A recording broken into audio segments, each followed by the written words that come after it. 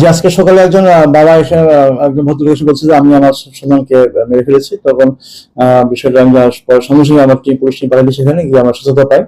তারপর আমার সে লোককে আমরা গ্রেপ্তার করেছি এবং লাশ আমরা উদ্ধার করে পোস্টমর্টমের জন্য আমরা গাজীপুর হাসপাতালে মর্গে প্রেরণ করে দিয়েছি। তো বিষয়টা হলো গিয়ে আমরা যত জানতে পারলাম যে এই ছেলেটা 5-7 বছর আগে বিদেশ ছিল, বিদেশ থেকে আসার পরে সে মাদ্রাসা আসক্ত হয়, হওয়ার পর তাকে রিহাব করে আবার সুস্থ হয়, হওয়ার পর সে আবার বিদেশ চলে যায়। দেশ গিয়ে সে 3.5 বছর ছিল। সে আবার বিগত 1 বছর বা 1 বছর অধিক সময় সে বাংলাদেশে ফিরে আসছে। আশেপাশে কোনো কাজকাম করে না, তার যে গচ্ছিত টাকা ছিল, বাবার বক্তব্য যে 6 থেকে 8 লাখ টাকা ছিল, টাকাগুলো সে খরচ করে ফেলেছে।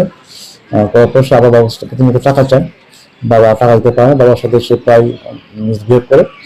পরবর্তীতে বাবা একটা পুকুরে মাছ চাষ করেছিল, সে মাছগুলা বাবার অজান্তে বিক্রি করে ফেলেছে। এই নিয়ে বাবার খুব বিভিন্ন মাছ বিক্রি করলে অজান্তে সংসারটা বিভিন্ন প্রবলেম থাকে। তো ছেলে আবদ্ধ ছিল বাবা।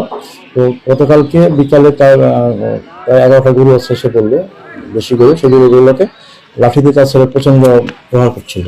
তো বাবা মানা করলে, বাবার উপর সে ক্ষিপ্ত বাবাকে সে নিজের উপর বাবা গায়ে হাত তুললেন।